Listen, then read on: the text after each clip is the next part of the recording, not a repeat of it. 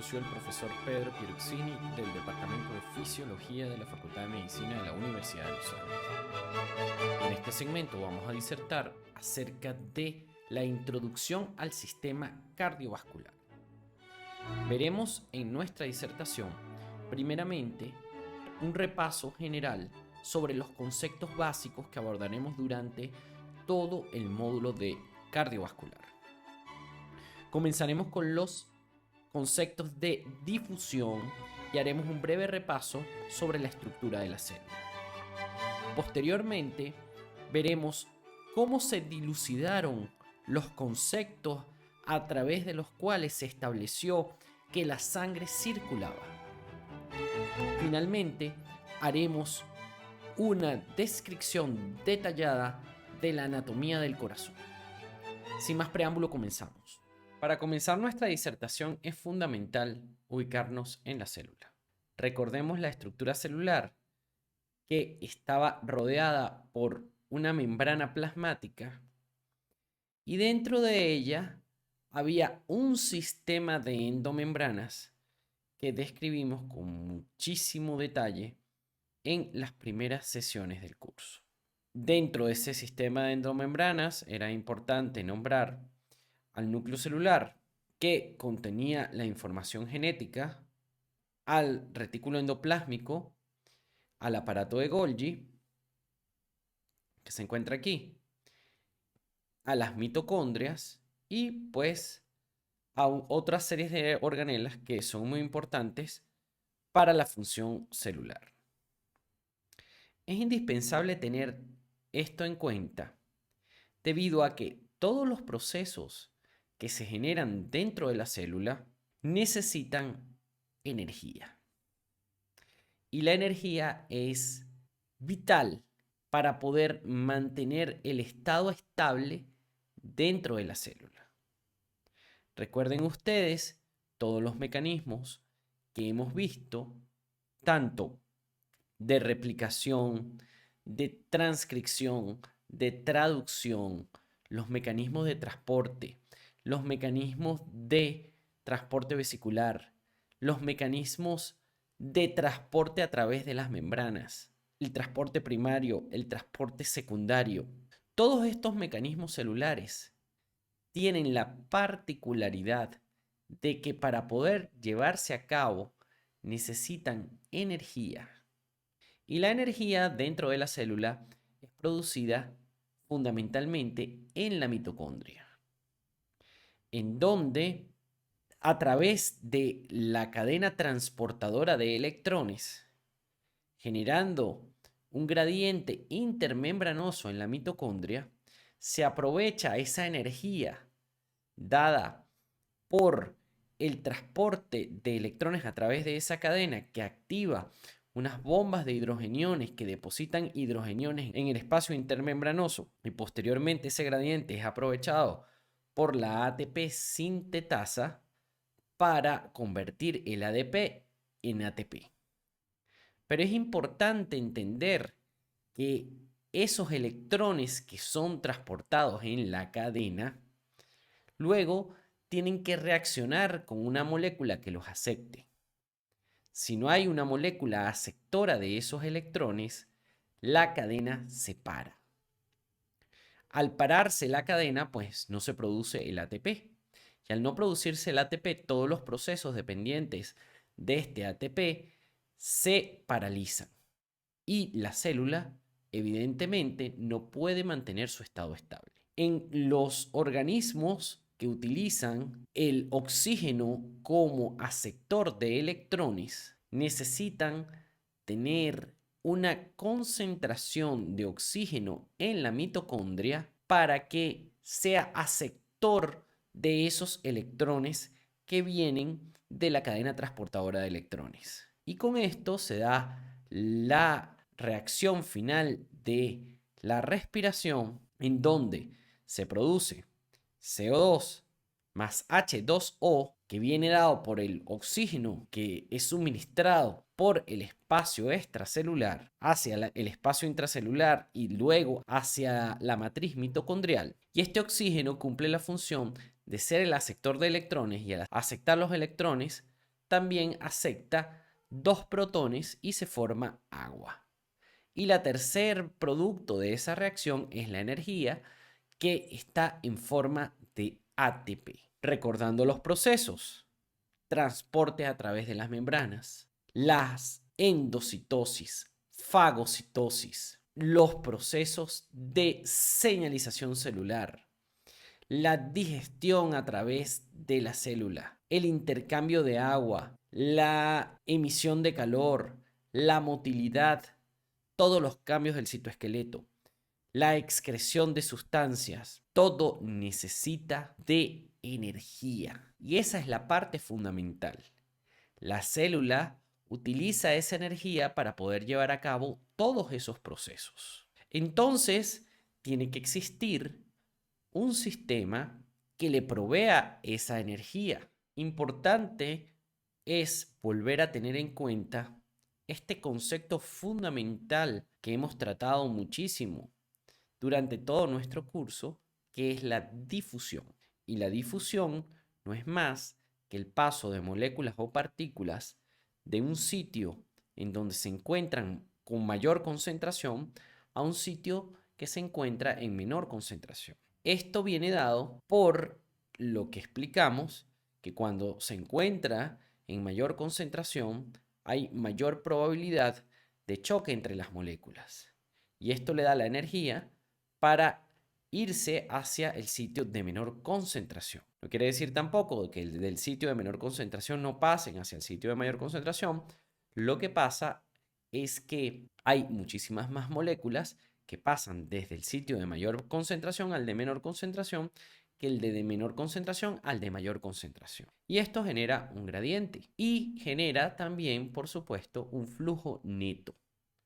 El flujo neto se calcula al restar las moléculas que pasaron del sitio de mayor concentración al sitio de menor concentración, y allí se sabe cuántas moléculas netas pasan. Las variables que influyen sobre esos mecanismos de difusión vienen dadas, en el caso de las membranas, por la solubilidad de la molécula que vaya a difundir, por el tamaño molecular de la molécula, por la superficie a la cual vaya a difundir, y algo muy importante que tenemos que tomar en cuenta aquí es la distancia a la cual esa molécula difunde. A medida que se aumenta la distancia en la cual la molécula está difundiendo, se disminuye el gradiente. Entonces, mientras la distancia sea más corta, la molécula difunde con mayor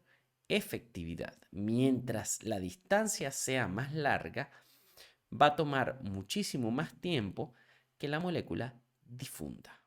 Teniendo en cuenta estos conceptos anteriormente tratados, que primeramente en la formación de la energía tenemos un subproducto. ¿Cuál es ese subproducto? El agua, que se denomina agua metabólica, y tenemos también otro subproducto que es el dióxido de carbono. Y ese dióxido de carbono viene de las reacciones de descarboxilación que ocurren a medida que se van degradando los sustratos para poder extraerle los electrones que posteriormente serán llevados a la cadena transportadora de electrones para producir la energía que está, en el caso de la célula, en forma de ATP. Para poder producir esa energía necesitamos un aceptor de electrones que reciba los electrones que posteriormente van a ser entregados en esa cadena. Y cuando ese aceptor de electrones reacciona con esos electrones, reacciona también con hidrogeniones y forma agua. Y de allí proviene el agua metabólica. Eso ya estamos claros. Pero ahora, ¿para qué se necesita un sistema cardiovascular? Es la pregunta. Entonces, primero analicemos qué sucede con un organismo unicelular. Un organismo unicelular se encuentra a la merced de los cambios del medio ambiente que lo rodea. Ese organismo unicelular intercambia sustancias entre su citoplasma con el medio. Intercambia desde su citoplasma hacia el medio productos de desecho. Y desde el medio hasta su citoplasma intercambia nutrientes. ¿Qué va a pasar con ese organismo unicelular? Pues dependiendo de el medio en donde esté, si es favorable o desfavorable, pues va a crecer, se va a reproducir o va a tener limitaciones para el crecimiento y para la reproducción. O cuando cambie y se vuelva muy adverso el medio, puede morir porque depende del medio que lo rodea. Pero una de las ventajas que tienen esos organismos unicelulares, como están en directo contacto con ese medio, la difusión va a ocurrir en unas distancias muy cortas. ¿Cómo lo podemos ver aquí? Entonces, tenemos, por ejemplo, sustancias de desecho que son producidas por ese organismo unicelular. El intercambio, la barrera que se va a poner hacia el medio va a ser solamente la de la membrana plasmática. En el caso de los nutrientes, la barrera que se va a imponer va a ser simplemente la de la membrana plasmática.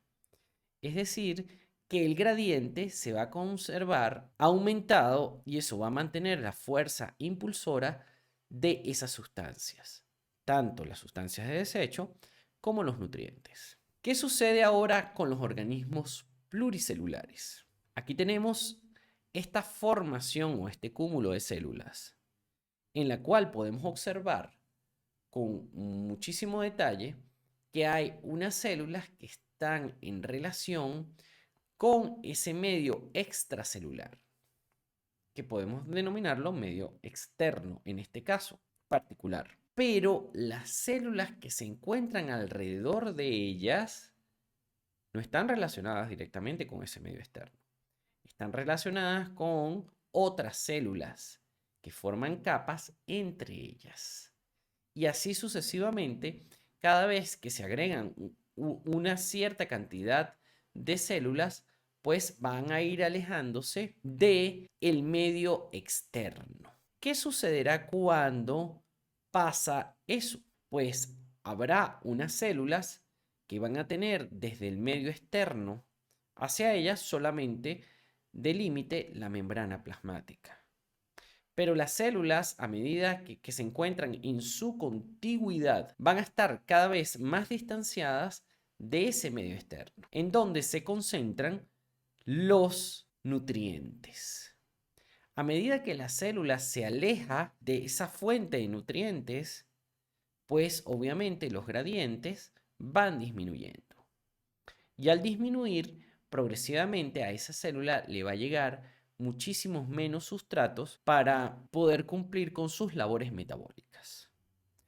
Igualmente pasa con los desechos. Las células que se encuentran cercanas a ese medio externo pueden rápidamente equilibrar sus desechos con el medio externo. Pero las células que se encuentran a más distancia, esos desechos pueden ir acumulándose progresivamente porque se va perdiendo el gradiente con la distancia. Y eso es lo que podemos ver reflejado aquí.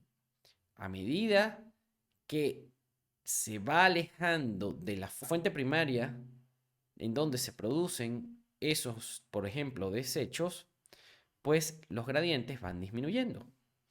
Igual con los nutrientes. De la fuente de nutrientes, a medida que se va alejando, el gradiente va disminuyendo y esto es lo que nos dice la fórmula de Fick. Ahora, la pregunta que surge en este momento es, ¿para qué un sistema cardiovascular? Teniendo en cuenta los conceptos que acabamos de describir con respecto a la difusión y a los gradientes y con respecto a los sustratos necesarios para poder llevar a cabo las labores celulares, se han ideado en la evolución sistemas. ¿Y cuál es la finalidad de dichos sistemas? Simplemente acercar lo más posible la fuente de nutrientes, pero también llevarse con mayor eficiencia los desechos producidos por la célula. Entonces, aquí tenemos varios ejemplos. Tenemos aquí una célula que se encuentra rodeada de otras células, pero alrededor de ella hay una serie de tubos y acercan a esa célula un medio con el cual ella puede intercambiar nutrientes y desechos. Después, ese sistema también llega y se pone en contacto con un medio externo, sacar los desechos y absorber los nutrientes. Y esa superficie es donde se equilibra. Esto sería la circulación que denominamos con una sola bomba. Ahora bien, tenemos otro modelo que es la circulación con dos bombas. Llega la superficie que se comunica con el medio externo. Allí sería la parte en donde se equilibran los gradientes tanto de los desechos como de los nutrientes. Y en una parte circularía el líquido que se encuentra rico en nutrientes. Establecería comunicación con las células que se encuentran embebidas en esos tejidos, intercambiaría con ella los nutrientes y ella intercambiaría los desechos.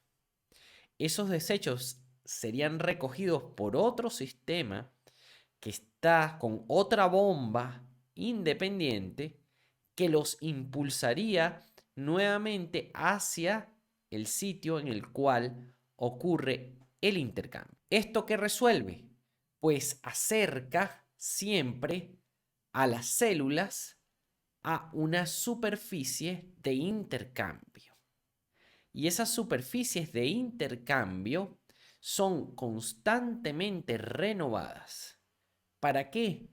Para mantener los gradientes. Cada vez que hay circulación de ese líquido, pues los gradientes se mantienen siempre. Los nutrientes que ya han sido intercambiados con la célula, llegan nuevamente los nutrientes para un nuevo intercambio. Y también los desechos que la célula ha liberado en ese líquido también son arrastrados fuera de ella para mantener el gradiente desde la célula al líquido de los desechos. Es así como se mantienen la homeostasis y el estado estable en las células. Y es así como muchos sistemas pueden regular las características de lo que Walter Cannon denominó medio interno. En el caso de la circulación, el plasma sanguíneo pertenece a ese medio interno y el plasma sanguíneo es un líquido que intercambia sustancias con el líquido intersticial, que es el que rodea a las células. Y el plasma sanguíneo está circulando constantemente. Y el plasma sanguíneo tiene relación con las superficies que recubren o que separan al cuerpo del medio externo. Es decir, que la sangre, que está formada por plasma y los elementos formes, intercambian sustancias con el medio externo. Y este plasma sanguíneo intercambia sustancias con el líquido intersticial. Entonces, el plasma sanguíneo pasa a ser el elemento circulante del medio interno, definido como el líquido extracelular. Es decir, que este plasma sanguíneo como parte del líquido extracelular está sometido por el cuerpo a mecanismos de autorregulación con el fin de mantener sus características constantes. Ahora bien, teniendo esa visión conceptual en la cual asociamos los conceptos de difusión y el concepto fundamental de homeostasis con toda la forma celular y con todo lo que hemos discutido hasta el día de hoy en nuestro curso de fisiología, podemos establecer las funciones básicas del sistema cardiovascular que vamos a desarrollar en estos segmentos. Número 1. Distribución de los gases disueltos y otras moléculas para la nutrición, el crecimiento y la reparación. Número 2. Señalización química rápida a las células mediante hormonas o neurotransmisores circulantes. Número 3. Disipación del calor generado desde el interior hasta la superficie del cuerpo.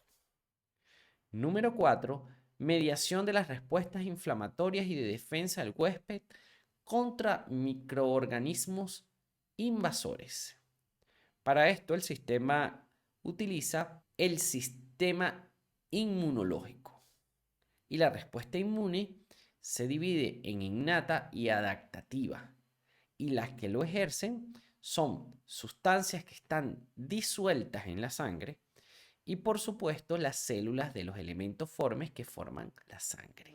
Para lo que a nosotros resulta obvio el día de hoy, en pleno siglo XXI, no siempre fue así. En la primera clase de fisiología, donde tratamos el tema de la historia y de la evolución del pensamiento fisiológico, dijimos que una de las personas más influyentes sobre la medicina, sobre todo en el mundo occidental, fue Galeno. Y Claudio Galeno tenía una explicación sobre la circulación de la sangre. Claudio Galeno afirmaba que la sangre se formaba desde los nutrientes que pasaban por el tubo digestivo. Y esos nutrientes eran trasladados hasta el hígado por el sistema de vena porta. Y en el hígado, esos nutrientes provenientes de los alimentos eran convertidos en la sangre. Y la sangre circulaba hasta el corazón y se mantenía en las venas. En las arterias no circulaba la sangre, sino que partía el hálito vital de ese corazón e iba a todas las partes del cuerpo para darle vida. Esta era la concepción de la circulación que se tuvo aproximadamente por 12 siglos, hasta que vino este señor llamado William Harvey, que fue un médico inglés que estudió en la escuela de Padua, en Italia, que era el centro más importante de formación en medicina de Europa para ese momento. En ese momento estaban muy en boga los pensamientos racionales y cómo se debía explicar todos los fenómenos a través siempre de las mediciones y tratando de hacer demostraciones. Y de allí es que surge el pensamiento científico de la fisiología. Uno de los pioneros en eso fue este señor, William Harvey, que publicó en 1628 en este libro que podemos ver ahí, que se titula, por su traducción del latín, Un estudio anatómico sobre el movimiento del corazón y la sangre de los animales. Al observar algunas disecciones, sobre todo en animales, se dio cuenta que era muy difícil, cuantitativamente hablando, que los alimentos se convirtieran en el hígado en sangre, porque trató de cuantificar el peso de los alimentos ingeridos y cuantificar el volumen de sangre que se producía. Se dio cuenta que era totalmente imposible que las afirmaciones de Galeno fuesen ciertas y comenzó a pensar que la sangre circulaba y la circulación venía a través de que la sangre era reciclada por los circuitos del corazón. Entonces habría un circuito que llevaba sangre al corazón y luego a los pulmones, y eso ya se había demostrado antes de que William Harvey demostrara todo el circuito de la circulación. Lo que hoy llamamos circulación menor, es decir, la circulación hacia los pulmones, ya estaba demostrado en ese momento. Lo que no se sabía era cómo la sangre llegaba hacia las otras partes del cuerpo, porque cada vez que se hacían disecciones en cadáveres no se encontraba sangre en las arterias, sino solamente en las venas. Eso lo vamos a explicar el por qué en las próximas sesiones, pero ese era el hallazgo en ese momento. Entonces, este señor, con unas demostraciones muy sencillas, argumentó a través de hipótesis y de evidencias cuantificables y muy claras la circulación de la sangre. Y esto es una revolución para el pensamiento fisiológico de la época. Y ha sido esta obra uno de los mayores aportes en el cambio de la manera de pensar de los médicos hasta el día de hoy y cimentó las bases para lo que posteriormente encontramos como el método científico aplicado a el estudio del cuerpo humano. ¿Qué hizo William Harvey? Colocó lo que nosotros hoy en día denominamos torniquete en el brazo de un voluntario. Al colocar el torniquete, dependiendo de la fuerza con la que amarrase el torniquete, iba a tener varios cambios. Si el torniquete lo amarraba con muchísima fuerza, iba a tener inhibición del pulso radial. Al tener esa inhibición del pulso radial, William Harvey notó que había un cambio en la temperatura del miembro por debajo del torniquete, es decir, del antebrazo. Si luego el torniquete lo colocaba en una presión media en el cual no inhibiese el pulso radial, observó que se ingurgitaban las venas del antebrazo. La temperatura no se modificaba, pero esa ingurgitación también producía edema a nivel de ese antebrazo. Cuando se ingurgitaban las venas, William Harvey notó que había como unas tumefacciones entre ellas. Y eso no es más que las válvulas que ya se habían descubierto para esa época. Ahora, William Harvey, en el camino de la vena, hizo algunas manipulaciones. Primero, posó su dedo índice sobre la vena, la colapsó y trató de llevar el flujo de sangre hasta las partes periféricas del antebrazo. ¿Qué observó? Que aumentaba la tumefacción de esas partes en donde se ubicaban esas válvulas y aumentaba muchísimo el volumen de la vena a ese nivel.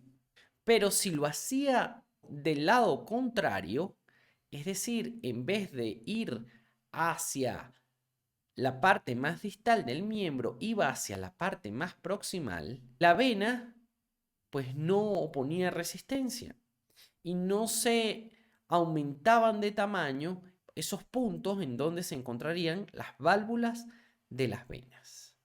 Con este experimento tan sencillo, William Harvey concluyó que las venas retornan la sangre desde la periferia hasta el corazón. Y los sistemas valvulares sirven para que la sangre no se devuelva y no haga una estasis y se quede allí, sino que en todo momento circule. Con esta cuantificación de todo el volumen que se encuentra en el sistema, William Harvey concluyó que la sangre no se generaba en el hígado, sino que circulaba en todo momento por el sistema cardiovascular y que el corazón simplemente lo que hacía era bombear esa sangre y desde los ventrículos hasta la circulación pulmonar y que esa sangre se devolvía hacia el ventrículo izquierdo y del ventrículo izquierdo iba por el sistema arterial hasta la periferia. Luego de la periferia volvía nuevamente a través de las venas cava a la aurícula derecha para llegar nuevamente al ventrículo derecho. Aquí tenemos un retrato de William Harvey demostrándole el proceso de circulación al rey Carlos I de Inglaterra, ya que era su médico personal. Ahora bien, ya teniendo todo el panorama general y claro sobre cómo se llegó a descubrir la circulación de la sangre, teniendo el concepto de difusión nuevamente abordado, sabiendo que la célula viva necesita energía para todos sus procesos y además que en sus procesos también produce desechos. Y teniendo en cuenta que los intercambios se tienen que dar para poder mantener a la célula viva y que el organismo utiliza todos estos intercambios para mantener las características físico-químicas del medio interno en estado estable. Y también sabemos que en la parte del medio interno que circula es el plasma sanguíneo. Todos estos elementos nos permiten tener una base clara para tener en cuenta la función del sistema cardiovascular. Entonces, el sistema cardiovascular o el sistema circulatorio humano lo podemos dividir en 3 elementos funcionales básicos. Número 1, una bomba, que es el corazón. Número 2, un líquido, que es el que circula, que es la sangre, que está compuesta por una fase líquida, que es el plasma sanguíneo, que dijimos que formaba parte del líquido extracelular, y otra parte está formada por células, que son los elementos formes de la sangre. Y tenemos como número 3 una serie de contenedores por donde circula ese líquido, y esos son los vasos sanguíneos. Con este esquema ya claro, podemos hacer un breve repaso de lo que es la circulación mayor y qué es la circulación menor, y cómo se ponen en contacto este líquido que circula, que es parte del medio interno, con su contraparte, que es el líquido intersticial. En este esquema podemos observar en el centro a la bomba, que es el corazón, y todo el sistema vascular. Con el color rojo podemos observar lo que llega y sale de las cámaras izquierdas. Y coloreado de color azul podemos ver lo que llega y sale de las cámaras derechas. Entonces, haciendo el recorrido de lo que es la circulación, vamos a empezar por la circulación mayor. La sangre sale del ventrículo izquierdo, llega a la aorta y de la aorta se distribuye. Para las partes anatómicas que están por encima del corazón y las partes anatómicas que están por debajo del corazón. Para las partes que están por encima del corazón tenemos los miembros superiores y la cabeza y el cuello. Y lo que está por debajo, pues tenemos partes del tórax, el abdomen, la pelvis y los miembros inferiores. Entonces circula la sangre hacia todos esos sitios. ¿Qué pasará? Ese sistema obviamente tiene que conectarse con el otro sistema, es decir, el que recoge la sangre. Esta circulación lleva la sangre del corazón hacia la periferia. Y esa sangre tiene un contenido rico de oxígeno. En la periferia, esa sangre pasa por unas estructuras que se denominan capilares. Y allí es donde se encuentra la superficie de intercambio entre la sangre que circula y el líquido intersticial, que es el que rodea la célula. Es decir, es allí donde se ejerce ese intercambio, donde se llevan los nutrientes hacia el líquido intersticial y se recogen los desechos. Luego de hacer ese intercambio, la sangre que sale de ese lecho capilar es llevada hasta la aurícula derecha del corazón. Luego de la aurícula derecha pasa al ventrículo derecho y del ventrículo derecho sale impulsada por el ventrículo derecho a través de la arteria pulmonar y pasa hacia la circulación funcional del pulmón, en donde hay otra superficie de intercambio especializada, que está formada por una membrana que veremos en respiratorio que se denomina la membrana alveolo-capilar.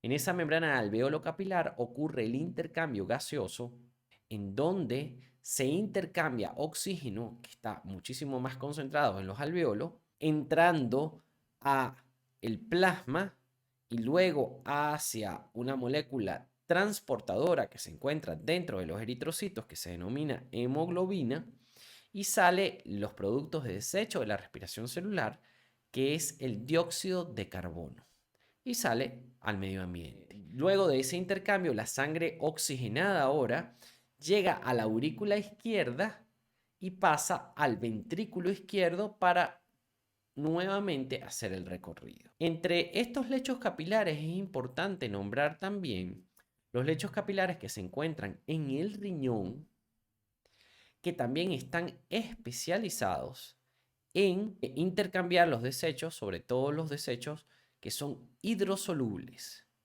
Y los riñones tienen células especializadas también en la secreción de sustancias para mantener las concentraciones de esas sustancias en estado estable acorde a las necesidades del organismo. Y también es muy importante nombrar los lechos capilares que se encuentran a nivel del tubo digestivo. Esos lechos capilares que se encuentran a nivel del tubo digestivo también están en contacto con el medio externo porque el medio externo es la luz del tubo digestivo. Y en esa luz hay una superficie de intercambio de esas sustancias que están más concentradas en esa luz intestinal y pasan a través de la barrera del intestino y son transportadas al hígado, donde algunas son almacenadas para que en otro momento puedan ser intercambiadas cuando el organismo así lo necesite. Entonces, esto nos da una visión general sobre las funciones del sistema cardiovascular. Todos estos pasos los trataremos en general en la fisiología cardiovascular y en específico cuando veamos cada uno de los sistemas, por ejemplo, el renal y el digestivo. Ahora, con respecto a las circulaciones, podemos decir que la circulación menor ocurre entre el ventrículo derecho y la aurícula izquierda. Y la circulación mayor ocurre entre el ventrículo izquierdo y la aurícula derecha. Ahora, teniendo una visión integrada de los sistemas, vemos que en el lecho capilar hay un intercambio entre el líquido que está dentro de la vasculatura con el líquido que rodea a las células. Y a su vez las células intercambian con ese líquido que rodea a las células.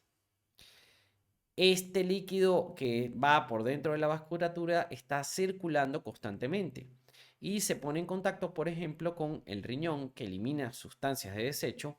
También se pone en contacto con el pulmón que elimina los gases producto de el metabolismo y también está en contacto, por ejemplo, con el hígado, que es un órgano que entre muchas de sus funciones está almacenar algunos nutrientes para que en los momentos en los cuales no se está ingiriendo comida puedan ser fuentes de energía para el sistema en general.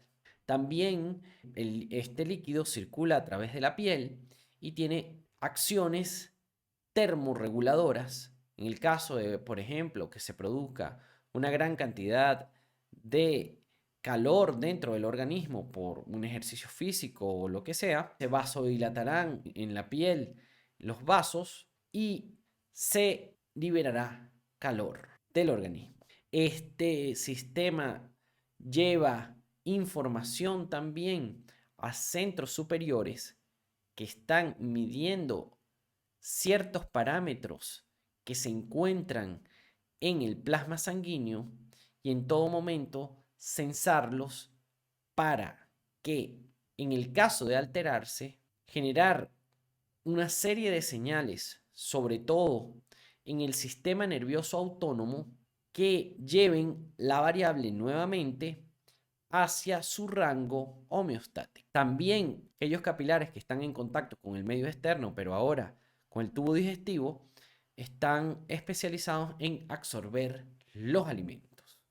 Y todo esto forma parte del sistema homeostático de regulación que permite mantener las características físico-químicas del medio interno de manera constante. Para poder tener una visión tridimensional correcta del corazón, vamos a usar este modelo que nos va a permitir observar su ubicación y sus relaciones con las demás estructuras que se encuentran en la caja torácica. Primero que todo tenemos este modelo en el cual podemos observar tanto estructuras óseas como estructuras blandas que se encuentran parcialmente diseccionadas con el objetivo de visualizar en mayor medida las estructuras importantes a las que vamos a hacer referencia. Primero que todo, esto es un corte sagital que pasa por la columna vertebral haciendo un corte sobre los cuerpos vertebrales, pero que deja en la parte anterior al esternón indemne. Aquí tenemos al esternón con sus tres partes y vemos las articulaciones que están relacionadas con él, que son las articulaciones denominadas condroesternales, ya que estos son los cartílagos costales. En este mismo modelo podemos observar que parcialmente están diseccionadas parte ósea y muscular, como también la pleura que recubre a esa estructura por dentro. Y podemos observar al pulmón derecho con sus tres lóbulos: el lóbulo superior, el lóbulo medio y el lóbulo inferior. También inferiormente a ese pulmón derecho podemos observar al diafragma. Ya describiendo las estructuras tanto óseas como musculares que forman la caja torácica, tenemos que se encuentran relacionadas entre sí con la musculatura intervertebral, que discutiremos con muchísimo detalle cuando veamos sistema respiratorio, ya que es una estructura que permite el funcionamiento tanto de expansión como retracción de la caja torácica. Ahora, observándolo desde la parte superior, podemos ver que en este modelo se encuentra hacia la parte posterior los cuerpos vertebrales. Y por encima de esa caja torácica, formando lo que se denomina el mediastino superior, tenemos esta estructura que es la arteria subclavia derecha, que proviene de otra estructura llamado el tronco arterial brachiocefálico. Además, tenemos esta estructura que sería la vena brachiocefálica derecha, y esta que está aquí, que solamente se insinúa, que sería la vena brachiocefálica izquierda, y que ambas se unen formando la vena cava superior. Esta vena cava superior va a recoger el riego sanguíneo de todas las partes que están por encima del diafragma. Podemos observar también que posterior a el tronco brachiocefálico y un poco más internamente, vemos a la tráquea, y posterior a la tráquea se encuentra el esófago. Ahora, si hacemos una rotación y nos vamos hacia una vista inferior del modelo, podemos observar al diafragma, y en este segmento podemos ver la vena cava inferior. Ahora, desde una vista desde la parte medial, podemos observar al corazón, que se encuentra en este modelo latiendo. Y vemos que el corazón está rodeado por un tejido que forma como una bolsa que lo recubre, que se denomina pericardio. El pericardio está compuesto de varias capas. Estas capas van desde las más externas, que se denomina pericardio fibroso, y las capas más internas, una que está adosada a él, que se denomina pericardio seroso parietal, con su hoja parietal, y otro pericardio seroso que recubre a el corazón como tal. Entre esa hoja serosa del pericardio seroso y la hoja parietal del mismo pericardio seroso que recubre al pericardio fibroso, vamos a encontrar un líquido que se denomina líquido pericárdico, que se encuentra en ese espacio, y la función de dicho líquido es disminuir la fuerza de roce que se produce en cada latido del corazón con las estructuras que lo rodean. Si ahora ocultamos o quitamos ese pericardio, vamos a observar al corazón ya desprovisto de esa capa y podemos observar otras estructuras. Por ejemplo, esta que se evidencia aquí está en relación con la emergencia de un gran vaso en la parte superior del corazón, que sería la aorta ascendente, que la podemos observar aquí, que en este caso sería el tronco de la aorta y la aorta ascendente, y podemos ver esta estructura que se llama la orejuela derecha. La orejuela derecha forma parte de la aurícula derecha. A su vez, en relación con el esternón hacia la parte anterior, podemos observar a la pared anterior o la pared anterolateral, para ser más específico, del ventrículo derecho. Inferiormente podemos ver cara diafragmática de dicho ventrículo derecho. Hacia más posterior podemos observar a la aurícula izquierda, que es la estructura más posterior del corazón. Entonces, tenemos que la pared anterior o anterolateral del ventrículo derecho es la parte más anterior del corazón y la aurícula izquierda es la parte más posterior del corazón. Sabemos que esta es la aurícula izquierda porque aquí vemos los ósteos en donde vienen las venas pulmonares derechas. Entonces tenemos una desembocadura de una vena pulmonar derecha superior y la desembocadura de la vena pulmonar derecha inferior. Además, esa aurícula izquierda posteriormente se relaciona con el esófago, que lo podemos observar a este nivel. También superiormente a esa aurícula izquierda podemos observar a la arteria pulmonar derecha, que emerge desde el ventrículo derecho. Y podemos observar también al bronquio principal derecho. Si nos movemos un poco hacia lateral, pero hacia más posterior y observando el corazón oblicuamente, podemos ver cómo la vena cava inferior y la vena cava superior desembocan en una estructura que está más hacia anterolateral, que sería la aurícula derecha, pero no se puede distinguir en esta visual. Para ahora hacer una descripción más precisa del corazón, es imperioso aislarlo de todas las estructuras anatómicas que lo rodean. Primero que todo, como estructuras anatómicas básicas, tenemos que el corazón está formado por un músculo y, por supuesto, tejido conectivo. Pero entre las estructuras macroscópicas a resaltar a simple vista, vemos que está formado por unas aurículas. Y esas aurículas se encuentran hacia la parte posterior del corazón. Tenemos la aurícula izquierda y la aurícula derecha. Hacia la parte ya anterior e inferior vemos otras estructuras denominadas ventrículos. Podemos ver aquí el ventrículo derecho y el ventrículo izquierdo. Por la forma que tiene el corazón, se asemeja a una pirámide. Y esta pirámide tiene una base que es posterior, que está formada por las aurículas, y un vértice que es anterior.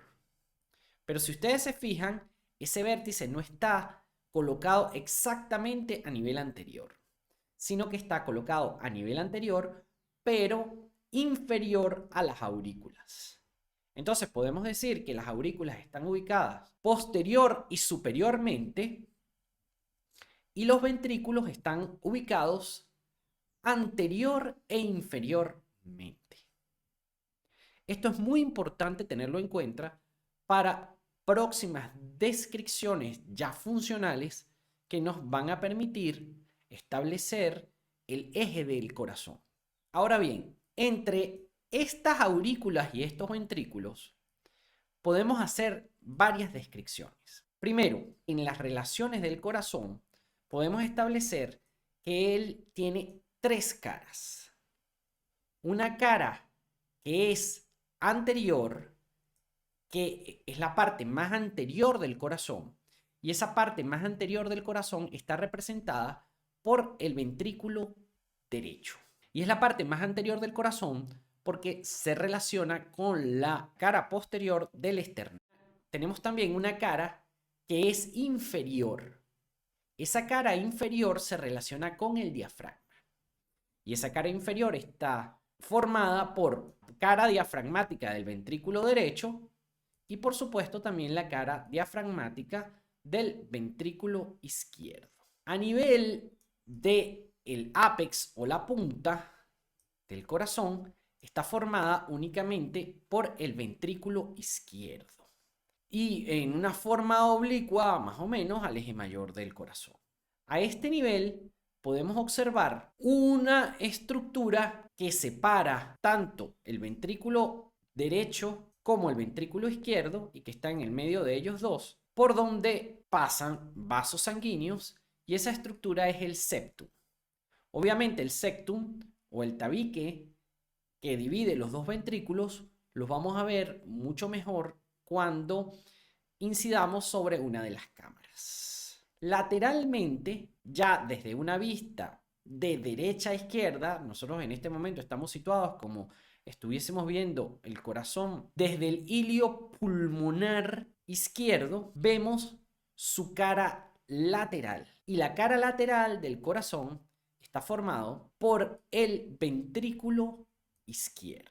Vemos que hay también una separación entre aurículas y ventrículos. Y en esa separación discurren estos vasos sanguíneos que observamos aquí, por ejemplo, la arteria coronaria derecha. Y hacia este nivel, en el lado contrario, podemos observar la arteria coronaria izquierda, que se alumbra por aquí. Y ellas están dentro de esos surcos aurículo-ventriculares que separan las aurículas de los ventrículos. También discurren las ramas de esas arterias, por ejemplo, la de la arteria coronaria izquierda a este nivel y forma la arteria interventricular anterior, que discurre por donde se ubica el tabique interventricular. Ese surco interventricular es donde se separan las aurículas de los ventrículos. En la descripción de las aurículas, yéndonos hacia la base del corazón, tenemos que hay una aurícula derecha, que la podemos observar aquí, que en su parte superior tiene este elemento que se denomina orejuela derecha, que es una prolongación de esa aurícula derecha y está formada por tejido muscular y tiene un entramado muscular en su interior.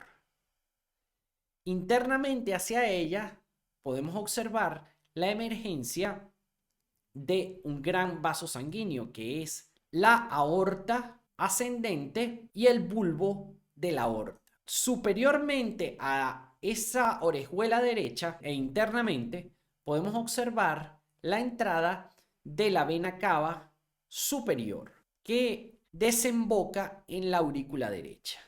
Inferiormente vemos la entrada de la vena cava inferior. Si ahora nos adentramos dentro de la aurícula derecha, podemos observar algunos detalles anatómicos que revisten importancia. Primero que todo, podemos observar el septum que divide la aurícula derecha de la aurícula izquierda.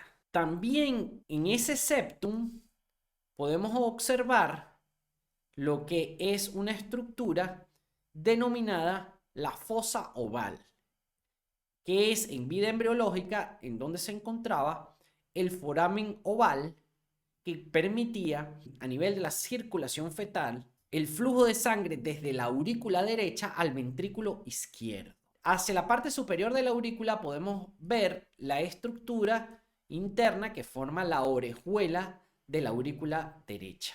Inferiormente podemos observar la desembocadura de el seno venoso coronario, donde desembocan las venas que viene desde la circulación nutricia del corazón. Ahora, inferiormente, podemos observar la desembocadura de la vena cava inferior. Y superiormente podemos observar la desembocadura de la vena cava superior. Si nos adentramos más ahora hacia el osteo que forma un agujero denominado agujero aurículo-ventricular, vemos que hay una estructura que tiene 3 hojas. Esa estructura que tiene 3 hojas se llama la válvula tricúspide, porque tiene 3 cúspides o tiene 3 valvas. Y se continúa con la aurícula como si fuese una pared lisa, donde se comunica con el ventrículo derecho. Si aislamos a la aurícula derecha, tendríamos esta vista anterior, esta sería la vista lateral, en donde podemos observar el osteo aurículo ventricular que estaría recubierto por la válvula denominada tricuspidia, y esta sería la vista posterior. Ahora teniendo la descripción, pero ya de la parte de la base del corazón, es decir, de la estructura que se encuentra más posterior, encontramos a la aurícula izquierda. Y en la aurícula izquierda desembocan las venas pulmonares que podemos observar aquí, que son 4.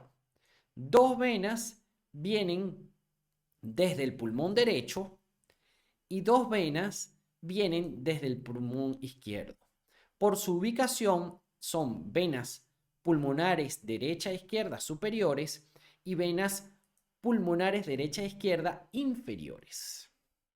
En esta visual tenemos vista la aurícula izquierda desde la parte posterior, y si ahora la aislamos podemos observarla cómo se vería lateralmente vista desde el ilio pulmonar izquierdo, en donde podemos apreciar la orejuela de la aurícula izquierda y la desembocadura de la vena pulmonar izquierda superior y de la vena pulmonar izquierda inferior. Vista posteriormente, la veríamos de esta manera y vista lateralmente de esta manera. Anteriormente la veríamos de esta forma. Si ahora ocultamos la pared posterolateral de la aurícula izquierda, podemos observar cómo esta aurícula izquierda también establece una comunicación con el ventrículo izquierdo a través de un osteo denominado aurículo ventricular, pero en este caso izquierdo. Y en este osteo o en este agujero también se encuentra una válvula, pero en este caso, en vez de tener 3 cúspides, tiene 2. Y esta válvula se denomina la válvula mitral. Y el nombre de mitral viene porque se parece a la mitra, esa que utilizan los obispos cuando dan las ceremonias religiosas. Y también se le denomina bicúspide por las 2 valvas, en vez de las 3 que tenía la válvula tricuspidia.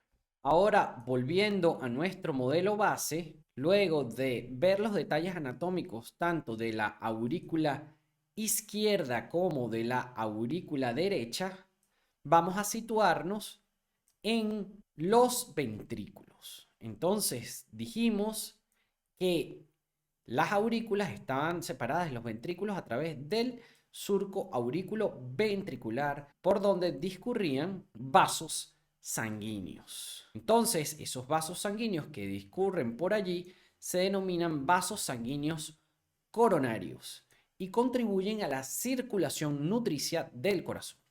Si nos situamos a nivel de la pared anterolateral del ventrículo derecho y la ocultamos, podemos ver al interno de ese ventrículo derecho. Entonces, podemos ver aquí el osteoaurículo ventricular derecho, pero desde una posición que está abajo y adelante, es decir, desde el ventrículo.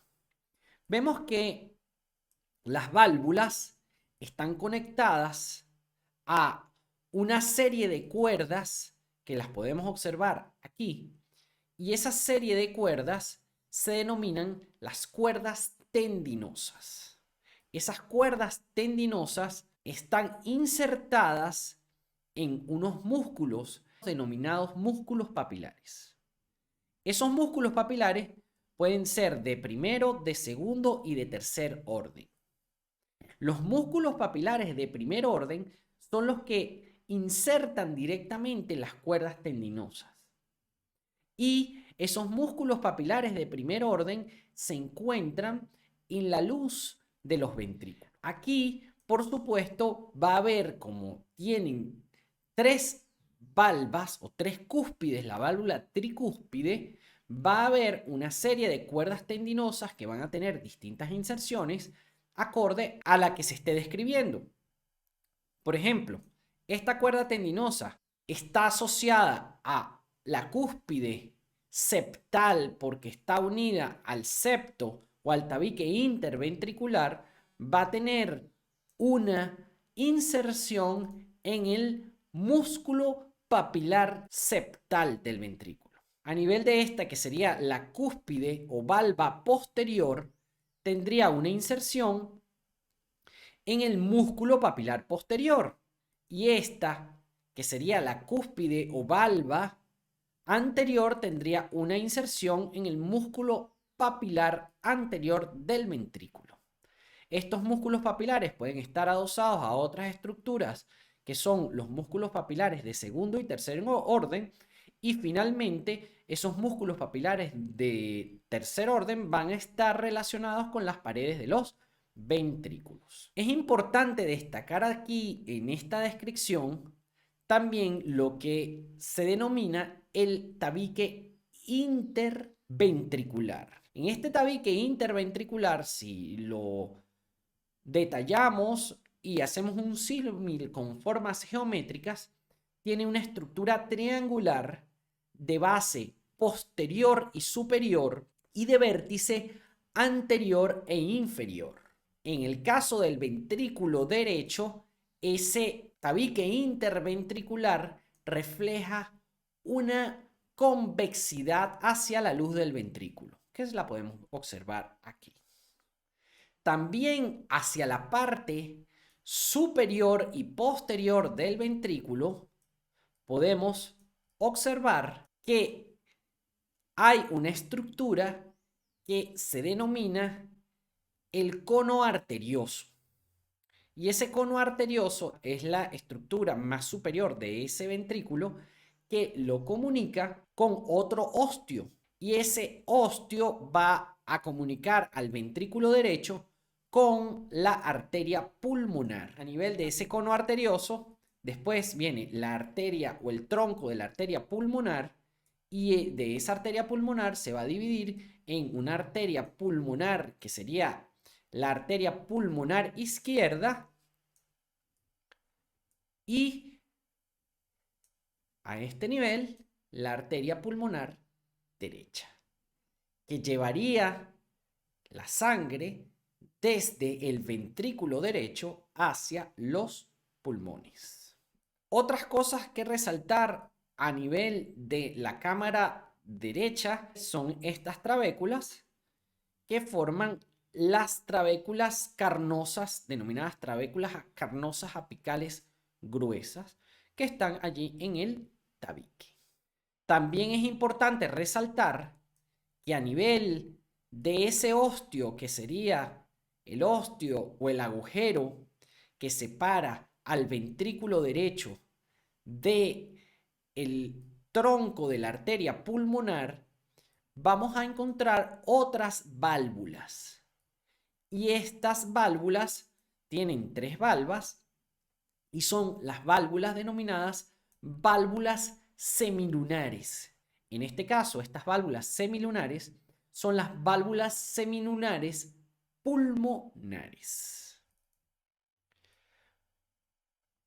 Es importante que a ustedes a este nivel observen cuál es la secuencia entre la apertura y el cierre tanto de las válvulas auriculoventriculares como de las válvulas semilunares. Ven ustedes que las válvulas auriculoventriculares se abren primero y se cierran antes que las válvulas semilunares, que se abren y se cierran posteriormente. Partiendo nuevamente de nuestro modelo base, ahora pasaremos a describir las cámaras izquierdas. Rotamos al corazón y podemos observar la pared lateral del ventrículo izquierdo. Esta pared sería equivalente a una pared posterolateral. Posterior porque está posteriormente a la parte más anterior del corazón, que vendría dada por el ventrículo derecho. Y lateral es porque está en relación con el pulmón izquierdo.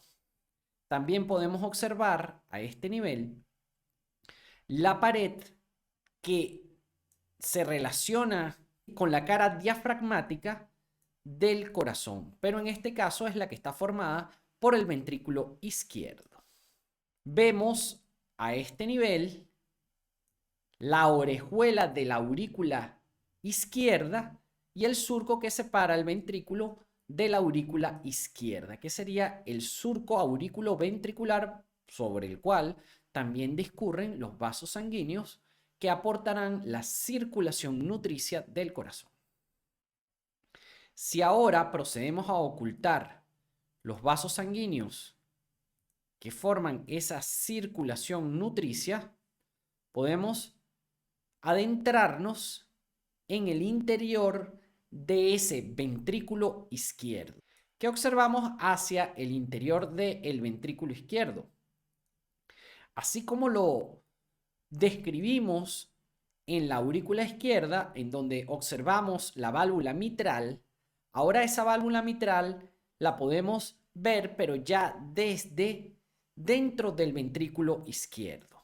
Y vemos cómo esa válvula mitral también está formada por cuerdas tendinosas, que al igual que en el ventrículo derecho, se insertan en músculos papilares que están asociados a la pared del ventrículo.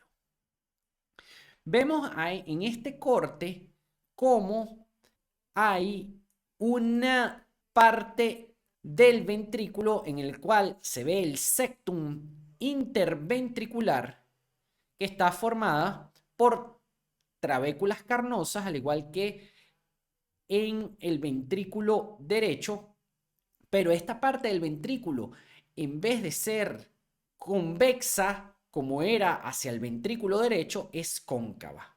Y podemos ver también su forma triangular. En la parte superior, pero ya posteriormente, podemos observar las válvulas semilunares, pero en este caso son las válvulas semilunares aórticas. Y dependiendo de la ubicación, serán las válvulas semilunares izquierdas, en este caso, las válvulas semilunares derecha, en este caso, y la válvula semilunar posterior.